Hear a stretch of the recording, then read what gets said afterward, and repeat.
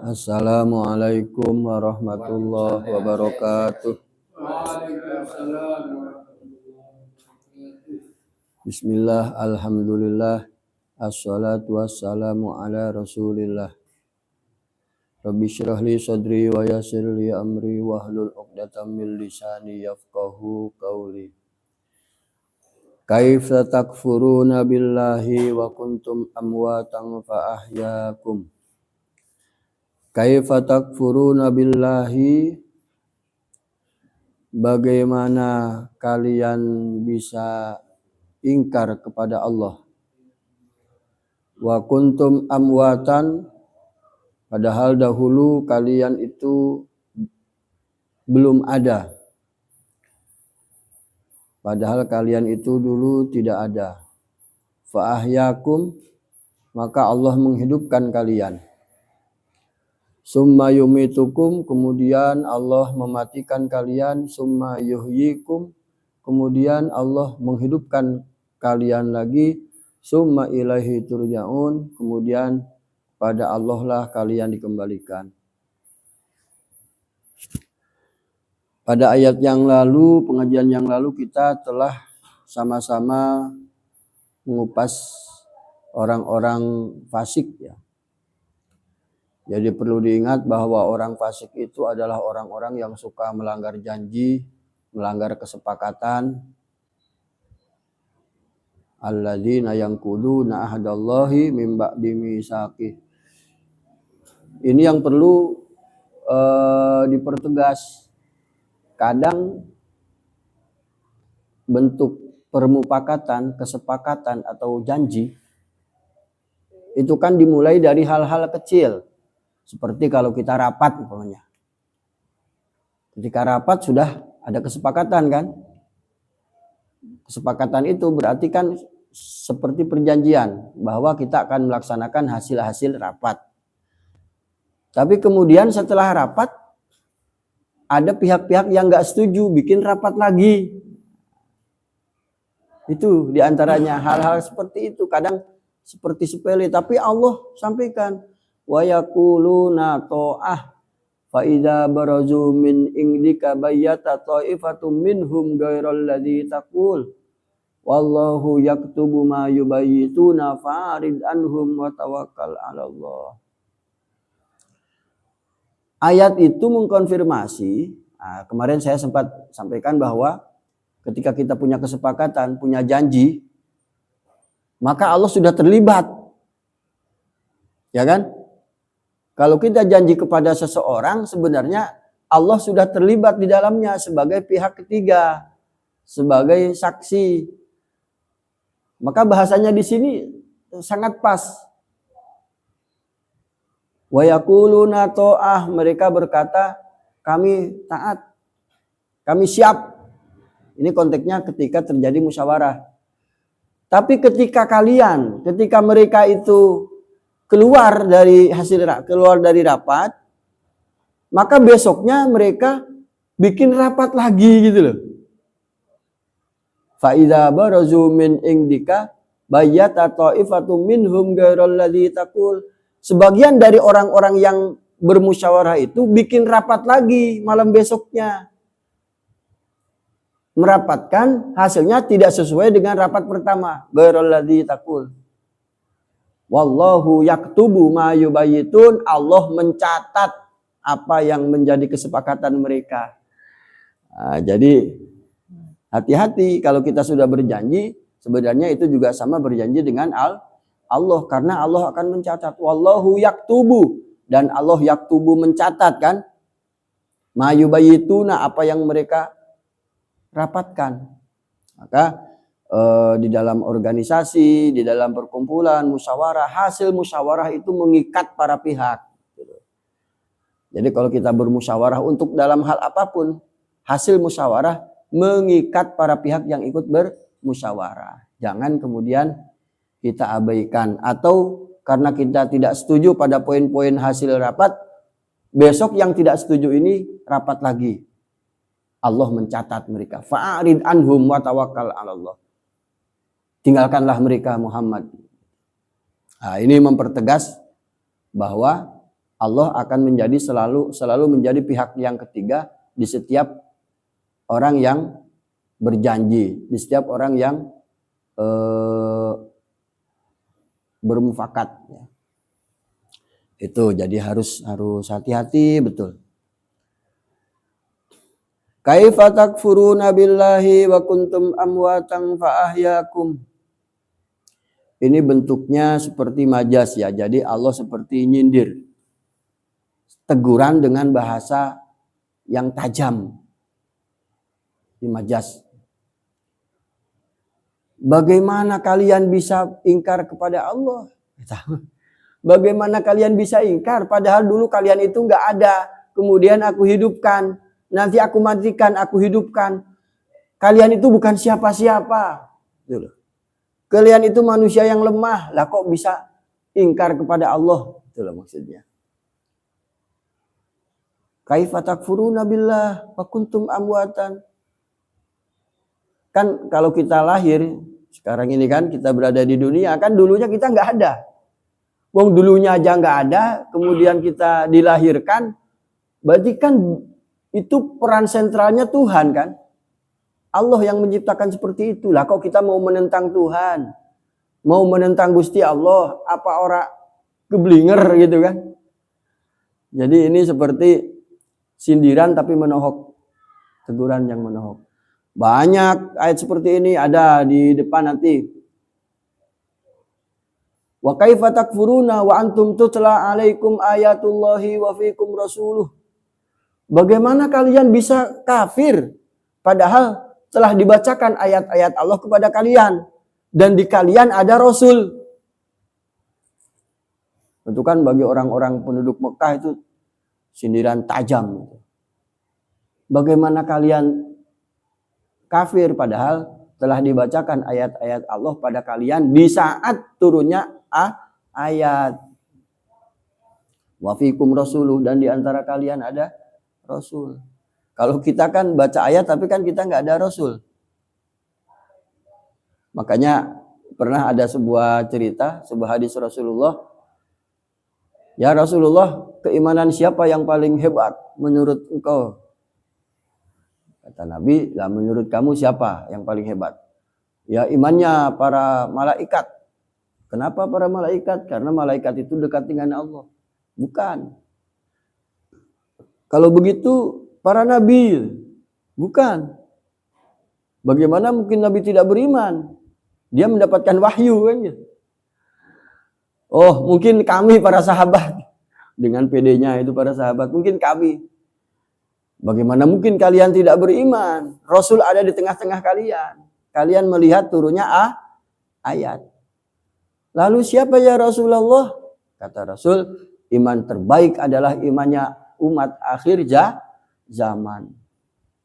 Dia mentaati Allah, mentaati Rasulnya, padahal mereka tidak pernah kenal dengan Rasul. Mereka cinta nabinya, mereka cinta Allah, padahal Rasul tidak berada di tengah-tengah mereka. Nah, jadi ayat ini sebenarnya ngeluwehke manusia itu betapa lemahnya gitu. Betapa lemahnya. Ada dalam surat Yasin itu, awalam yarul insanu anna khalaqnahu min nutfatin fa idza huwa khasimun mubin. Apakah manusia itu tidak tahu bahwa kami menciptakan kalian itu kan dari nutfah, setetes mani. Diciptakan dari setetes mani. Fa idza huwa khasimun mubin, ujug-ujug setelah besar menjadi penentang yang nyata. Menentang Allah, coba. Jadi harusnya orang itu ingat Purwadaksi gitu kan. Jadi dari setetes mani yang hina, wah Masya Allah, kok ujug-ujug menjadi penentang yang nyata. Itu sebagai teguran tajam bahwa manusia itu harusnya beriman. Apalagi kita yang sudah dibacakan ayat Al-Quran. Itu bahasa majaz ya, bahasa teguran. Sindiran tapi tajam sekali. Bagaimana mungkin kalian kufur kepada Allah, ingkar dengan adanya Allah. Padahal dulu kalian itu tidak ada amwatan. Diartikan amwatan itu tidak ada. Fa'ayakum, kemudian Allah menghidupkan kalian, diciptakan lewat kedua orang tua kita. Jadi bagaimana kalian bisa kufur kepada Allah padahal kalian itu sebenarnya lemah, sebenarnya lemah. Jadi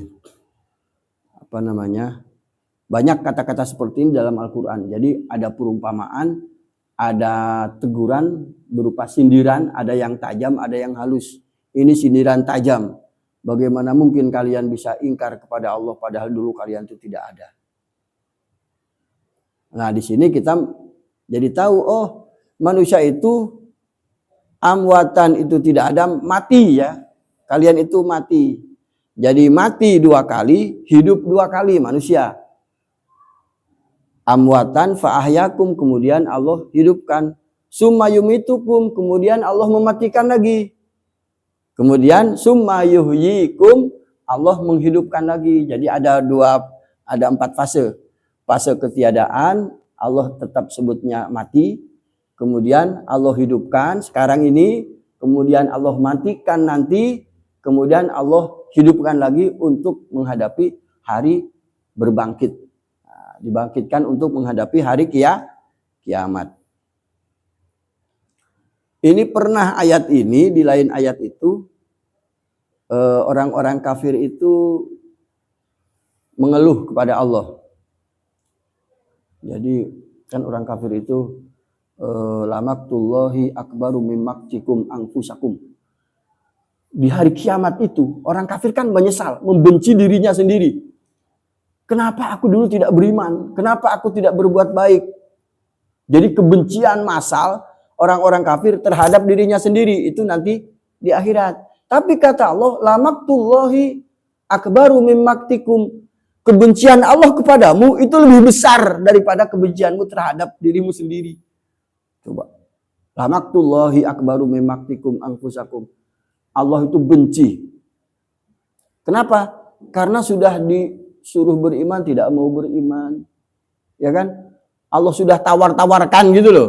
Iman ini sesuatu yang sudah ditawarkan. Jadi pilihan orang lah mau menjadi kafir atau menjadi mukmin. Allah menyesalkan pilihan-pilihan seperti itu. Nah, jadi produk gagal. Harusnya orang-orang itu ketika ditawarkan oleh Tuhan loh yang menawarkan, bukan teman, bukan manusia ya, tapi Tuhan yang menawarkan keimanan dengan segala fasilitas orang-orang beriman. Maka kebencian Allah itu lebih besar dari kebencian mereka terhadap dirinya sendiri.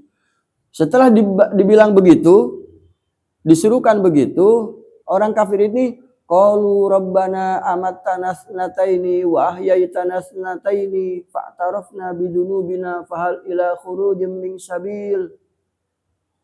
Ya Allah, ya Tuhan, aku ini kan sudah Engkau matikan 2 kali dan Engkau hidupkan 2 kali. Sama kan? Nah, ayat itu mengkonfirmasi memang betul bahwa kita itu akan mengalami 4 fase. Kami ini telah Engkau matikan 2 kali, hidupkan 2 kali. Fa'tarafna bidunubina. Kami ngaku kami itu salah ya Allah. Fa'tarafna bidunubina. Kami ngakulah kami itu salah. Fahal ila khurujin min sabil. Adakah jalan untuk bisa keluar? Jadi saking-sakingnya itu, saking pedihnya siksaan Allah itu, siksaan akhirat itu, mereka sampai fa'tarafna bidunubina. Kami ngakulah kami itu salah, betul salah ya Allah. Tapi fahal ila khurujin min sabil. Apakah ada jalan keluar? Kata malaikat, antum makisun. Kalian ini akan tetap selamanya di sini. Ya kan? Makanya berhati-hatilah kita. Kalau Allah sudah memilih kita menjadi orang beriman, pegangi keimanan itu, pelihara keimanan itu, yang menjadikan kita berbeda dari orang lain, yang menjadikan kita mendapat fasilitas surganya Allah. Memang kita harus bersabar mentaati Allah, bersabar menjalankan perintah agama, bersabar menjadi orang bertakwa. menjauhi dosa, coba. Memang banyak yang nggak sabar. Nah, tapi pahalanya nanti. Dunia ini kan sebentar, ya. Coba tanya Ustadz, saya rasanya baru kemarin SMP, tahu sudah di sini coba. Jadi perjalanan kita yang puluhan tahun itu nggak berasa apa-apa. Hanya ada dalam sejarah, ujug-ujug senang kini, ujug-ujug bisa ketahun, ujug-ujug wis anaknya wis gede-gede. Sebentar saja. Ya kan? Maka lebih baik kita tukar kesebentaran ini dengan akhirat Allah. Walal akhiratu khairul laka minal ula. Akhirat itu lebih baik jauh sekali dibanding dunia. Jadi Allah menyindir tajam itu. Bagaimana kalian itu bisa kafir? Apakah kalian tidak tahu bahwa kami menciptakan kalian itu dari setetes mani? Ya kan? Sesuatu yang hina, sesuatu yang kita buang. Bau lagi. Coba dari setetes mani kok ujug-ujug faidah huwa khosimum mubin. Ujug-ujug mereka menjadi penentang yang nyata bagi Allah. Ya, jadi ayat ini menegaskan pentingnya kita menjadi orang beriman, jauh dari sifat-sifat fasik. Hal ata alal insani hinu minad dahri lam yakun syai'am madhkura. Inna khalaqnal insana min nutfatin amsyajin nabtalihi faja'alnahu sami'an basira. Inna hadainahu sabila imma syakira wa imma kafura. Bukankah pernah datang satu waktu pada satu masa bahwa manusia itu belum disebut namanya? Itu loh. Coba, tidak disebut namanya, tidak ada, maka sebut amwat. Belum ada. Jadi belum ada, kemudian Allah hidupkan, harusnya kan bersyukur. Fahadainahu sabila imma syakira wa imma kafura. Kemudian kami tunjukkan jalan. Nah, orang itu bisa bersyukur, berterima kasih telah ditunjukkan jalan. Wa imma kafura, ada juga yang mengingkari. Maka di situ kita betul-betul berterima kasih. Ya Allah, saya lahir dari keluarga orang-orang beriman. Coba hidup di negeri orang beriman. Kalau lihat ayat itu betul-betul berterima kasih. Karena ada juga bagian orang yang kafuro, orang-orang yang mengingkari. Kan aneh. Kejahatan paling dahsyat itu kan orang mengingkari Tuhan. Gimana? Karena Tuhan itu kan sesuatu yang sangat nyata. Sangat nyata adanya. Kita tinggal mikir, iyo, biyen aku bayi. Saat durungi bayi malah nggak ada. Nah terus yang mengadakan itu siapa? Ya kan? Sudah bayi yang memberi rezeki itu siapa? Lah kok mengingkari, kan kejahatan itu. Ada lagi orang yang agnostik, wah itu kita datang secara kebetulan. Loh, sampean loh gawe bakwan, apa bisa kebetulan? Gimana? Bisa nggak? Semuanya itu lewat proses, semuanya itu lewat ilmu, gitu loh. Pasti ada yang membikin, pasti ada yang bikin resep, pasti ada proses, nggak mungkin ujuk-ujuk lah. Yang membikin itu semua siapa kan gitu loh. Jadi Allah itu sangat nyata, nggak usah nyari-nyari alasan-alasan filsafat lah, bulat. Cukup kita melihat matahari itu, siapa yang menggerakkan matahari? Kok tiap pagi datang terus, nggak pernah telat itu matahari. Itu saja langsung nyambung hati kita. Oh, ada Allah di belakang semua pergerakan tata surya. Ada Allah di setiap kejadian manusia. Coba kalau nggak ada yang kebetulan, manusia semua tubuhnya anatomi tubuh manusia kan sama. Kalau kebetulan kan bisa jadi orang itu berbeda-beda. Ya kan? Tidak ada ilmu kedokteran karena tidak pasti. Nah, ternyata bisa dipelajari karena struktur manusia sama semua. Artinya kan sesuatu yang didesain, ya kan? Sesuatu yang memang dirancang oleh Allah untuk menciptakan manusia. Jadi orang-orang agnostik itu bagi saya itu membingungkan. Makanya kejahatan terbesar itu ya kejahatan mengingkari Allah. Maka Gusti Allah itu kan laqad kafarul ladzina qalu innallaha salisu salasa. Kafirlah orang-orang yang mengatakan Tuhan itu satu di antara tiga. Laqad kafarul ladzina qalu innallaha huwal masih ibnu Maryam. Allah marah. Sungguh kafirlah orang-orang yang mengatakan Tuhan itu Isa bin Maryam. Maka dalam pandangan Allah, orang kafir itu sejahat-jahatnya orang. Karena mengingkari penciptaan dirinya sendiri. Mengingkari sebenarnya secara logika sederhana, gampang sekali, mudah sekali menemukan Allah. Kalau orang beriman kan ngelihat pergerakan awan, pergerakan angin saja, itu sudah sadar bahwa ini Allah. Ada Allah di belakang semua ini. Jadi seluruh kegiatan kita harus mencerminkan kita ini menjadi orang-orang beriman. Yang dipilih, kalau kita kan dipilih ini. Allah tidak menawarkan, tapi Allah milih kita dari tulang sulbi ayah-ayah kita kan. Kita punya ayah, punya ibu, orang-orang beriman menikah, jadilah kita. Min nutfatin amsyajin nabtalihi. Kita ini Allah ciptakan dari air mani yang bercampur. Amsyaj nabtalihi faja'alnahu sami'an basira. Tapi juga akan diuji.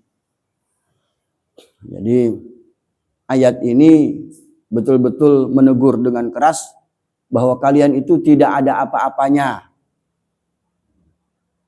Kalian ini tidak ada apa-apanya dan tidak memiliki kekuatan apapun.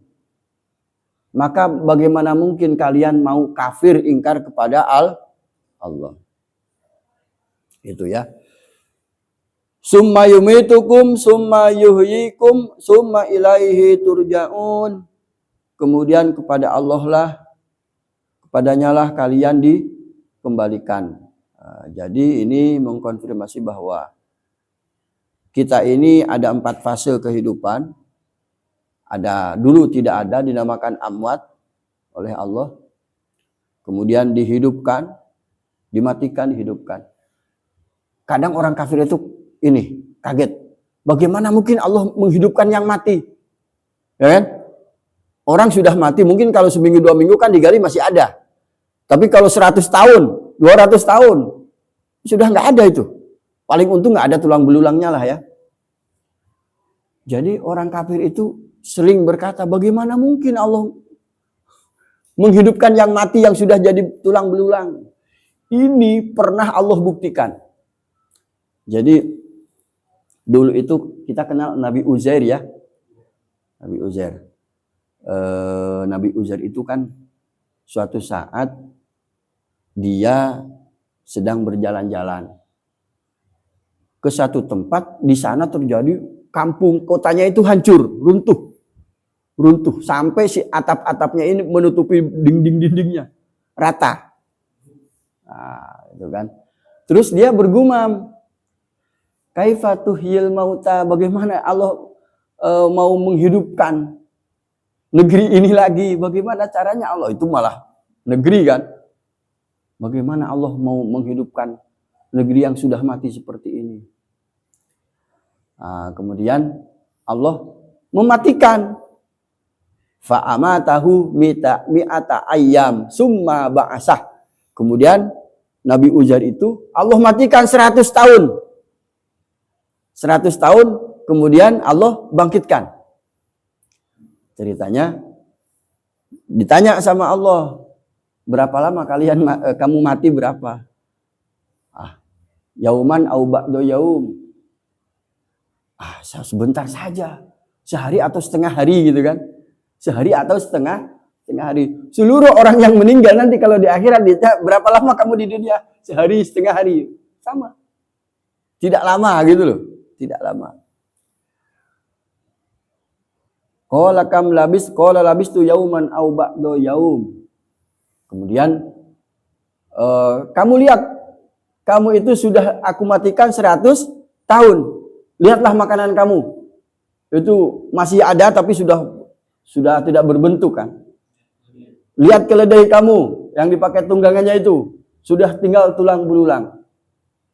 Nah, kemudian setelah itu diperlihatkan oleh Gusti Allah, kaifa nungsizuha summa naksuha lahma.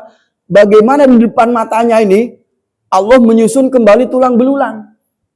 Tulang belulang keledai itu disusun, kemudian dibungkus oleh daging di depan mata. Jadi ujuk-ujuk bergerak, kemudian ada daging, kemudian jadi lagi keledai.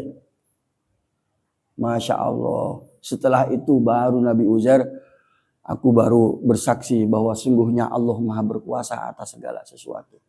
Jadi kalau ada film-film sekarang itu yang film horor itu, yang orang tengkorak kemudian ngisep darah terus wing, jadi ada dagingnya yang ini kan. Al-Quran sudah menyampaikan itu. Cuma sinias kita terlambat dari baca Quran. Jadi kaifa nungsizuha tsumma naksuha lahma, bagaimana kami menyusun kembali tulang belulang itu di depan matanya. Tulang belulang itu kemudian aku bungkus lagi dengan daging. Coba. Semudah itu bagi Allah untuk mengembalikan orang yang menghidupkan lagi orang yang sudah mati. Atau ada lagi lanjutannya, ada lagi wa id qala Ibrahimu rabbi arini kaifa tuhyil mauta qala awalam tu'min qala bala walakin liyatma'inna qalbi qala fakhudh arba'atan minat thairi fasurhunna ilaika sumaj'al ala kulli jabalin minhunna juz'a summadhunna ya'tinaka sa'ya. Ibrahim pernah di tengah depresi. Jadi semua nabi itu mengalami masa depresi. Stres karena bagaimana menyampaikan dakwah itu tidak mudah. Jadi kalau ada orang pengajian 1 orang, 2 orang, itu nabi lebih dari itu. Bayangkan Nabi Nuh itu selama ratusan tahun cuma ada berapa orang yang beriman kan? Coba, padahal 950 tahun usianya. Ada yang bilang cuma 12, ada yang bilang cuma 80 orang, macam-macam riwayat. Artinya jangan patah semangat sebagai kita orang beriman. Waktu ngaji wae. Karena yang kita terangkan ini Al-Quran. Ya, kita mumpung itu. Saya dulu itu pengen banget kalau ada ustadz yang mau ngaji ke saya tuh sampai berapa kiai saya bawakan Ibnu Katsir ini. Akhirnya ya alhamdulillah bisa mengerti sedikit-sedikit. Jadi Nabi Ibrahim itu di tengah depresinya sama seperti Nabi Musa ketika pengen melihat Allah. Nabi Ibrahim, kaifa tuhyil mauta, ya Allah bagaimana engkau menghidupkan yang mati? Awalam tu'min, apa kamu nggak percaya Ibrahim? Ini pertanyaan aneh Ibrahim, kamu kan nabi lah kok nanya bagaimana menghidupkan yang mati? Awalam tu'min, apa kamu tidak percaya? Bala walakin liyatma'inna qalbi. Bukan begitu ya Allah, aku supaya tenang jiwaku. Itu yang saya anggap itu di tengah depresinya Ibrahim. Liyatma'inna qalbi. Supaya tenang hatiku. Terus kata Allah, ya sudah, kalau kamu pengen lihat, ambil itu 4 burung. 4 burung diambil, terus dimutilasi, dicincang. 4-4-nya dicincang. Terus fasurhunna ilaika. Kemudian dicampur aduk. Sumaj'al ala kulli jabalin minhunna juz'a. Kemudian sudah dicampur itu bagi 4 penjuru mata angin. Nah, di bukit ini, gitu kan? Summad'uhunna ya'tinaka sa'ya. Sudah dicampur, sudah disebar ke masing-masing titik. Coba panggillah burung itu. Summad'uhunna ya'tinaka sa'ya. Pasti burung itu akan datang kepadamu dengan cepat. Sa'ya. Merpati, wus, langsung ujuk-ujuk. Coba, itu Allah cara menghidupkan yang mati. Jadi, Masya Allah, bagaimana kita akan ingkar kepada Allah. Jadi, apa? Jadi, saya kalau membaca sejarah Nabi yang seperti itu, Masya Allah, betapa seorang Nabi saja perlu ada penyemangat, gitu loh. Perlu ada yang mengobati hatinya yang gundah gulana, susah untuk mengajak orang beriman. Apalagi kaji. Jadi Masya Allah, Nabi Uzair itu 100 tahun, Pak. Dimatikan di situ. Ya kan? Nabi Ibrahim. Jadi cara Allah, jangan kita berpikir bagaimana cara Allah menghidupkan yang mati itu mudah bagi Allah, sebenarnya gitu loh. Apalagi kurang dari itu. Saya yang kagum itu ayat yang Nabi Uzair. Jadi di depan mata Nabi Uzair itu Allah perlihatkan Allah menyusun tulang belulang, kemudian Allah bungkus lagi dengan daging. Jadi sinias-sinias yang sekarang Hollywood itu kalah jauh sebenarnya. Dulu Gusti Allah sudah mempraktikkan itu. Jadi sebenarnya animasi-animasi gitu itu kan harusnya kita sudah lebih dulu tahu, Tapi kan ayat itu jarang dibahas, jarang disampaikan. Ayat Al-Quran ini bagi saya sudah terkubur ratusan tahun. Coba, lah Buya Hamka, Quraisy Shihab, tafsir, bikin buku. Lah bukunya berjilid-jilid, siapa yang mau baca? Coba. Sekarang ada tim tafsir yang dibikin oleh Muhammadiyah, bikin berjilid-jilid, siapa yang baca? Tapi kalau mau ada yang menerangkan ayat per ayat tiap seminggu sekali, itu mungkin jarang sekali. Apalagi mau istilah di Alfiyah dulu itu. Jadi dirangkai dengan ayat-ayat yang lain. Makanya saya jarang mengutip selain Al-Quran, kecuali memang diperlukan. Karena itu tadi, bahwa ayat Al-Quran ini saling berkaitan, saling menafsirkan, saling memberi penjelasan. Maka tidak usah khawatir, kalau kita biasa baca Al-Quran, mempelajari Al-Quran, kita akan menemukan kebaikan, kebarokahan, penjelasan di sana. Ya tadi kan, ayat ini kan sama dengan perkataan doanya orang-orang penghuni neraka tadi kan, Rabbana amattana snataini wa ahyaitana snataini fa'tarafna bidunubina. Ya Allah, Engkau itu telah mematikan aku 2 kali, menghidupkan 2 kali. Dan kami mengaku kami bersalah. Iya ya Allah, aku salah. Sampai pasrah bongkoan gitu. Fahal ila khurujim min sabil, apakah ada jalan keluar? Itu sudah terlambat. Sampai lihat ya Malik, lihat di alaina rabbuk, sampai gitu. Jadi ke penjaga Malik ini, malaikat Malik itu ditanya sama penghuni neraka itu, "Hei Malik, bunuhlah aku lah. Biarkan Tuhan membunuh aku. Lihat di alaina rabbuk. Semoga Tuhanmu membunuh aku saja." Saking putus asanya, kan sudah tidak ada kematian. Ya kan? Di neraka sudah tidak ada kematian. Di surga tidak ada kematian, siksa terus-menerus. Bayangkan. Jadi kalau orang masuk neraka itu dihancurkan sampai hangus, kemudian Allah ganti dengan yang baru gitu loh. Masya Allah. Jadi, itu menjadi konfirmasi ayat ini kan. Oh, maksud ayat ini sama, berarti tidak ada ragu bahwa kita itu mengalami punya 4 fase kehidupan. Summa ilaihi turja'un, kemudian kepada Allah lah kalian semua dikembalikan. Karena kita ini hakikatnya milik Allah. Seperti apapun kita akan menghadap kepada Allah. Jadi gini, jangan kita kemudian, kalau secara hakikatnya lah, hakikat, iya milik Allah semua. Ditentukan kamu surga neraka kan Allah sudah tahu semua. Tapi kan kita tidak pernah tahu. Wallahu ya'lamu wa antum la Salamun, kita tidak tahu bahwa kita jadi penghuni neraka kan nggak tahu. Karena ketidaktahuan itulah kita melaksanakan syariat. Paham ya? Jadi ilmu hakikat itu pasti ilmu dasar kita sudah tahu, kita milik Allah, kembali kepada Allah. Allah yang menentukan semuanya. Tapi kalau kita pengen menjadi hamba Allah, orang-orang beriman, lakonilah syariat. Allah karena kita sudah beriman, Allah merintah sholat, ya kita sholat. Allah menyuruh kita berbakti kepada orang tua, berbaktilah kepada orang tua. Allah menyuruh kita berjujur, jujur saja sudah, tidak usah bingung-bingung. Melewati masa-masa syariat. Jangan gini, engkau kan ngapain, kan sudah Allah pilih. Mau surga, mau neraka itu kan Allah yang ini. Sudah aja kita semau-mau kita. Itu salah penerapan hakikat.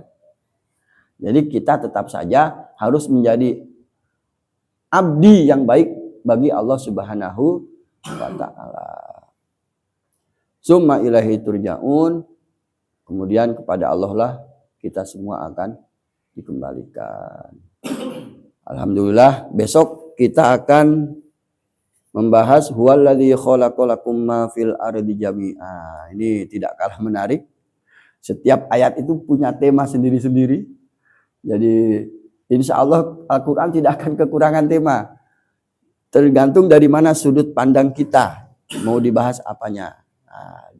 Minggu depan kita akan membahas bahwa Allah memberikan bumi dan isinya ini bagi sebesar-besar kemanfaatan manusia. Apa saja yang bermanfaat bagi manusia, insya Allah minggu depan kita akan bahas bersama-sama. Wallahul muwafiq ila aqwamit thoriq. Wassalamualaikum warahmatullahi wabarakatuh. Waalaikumsalam warahmatullahi wabarakatuh.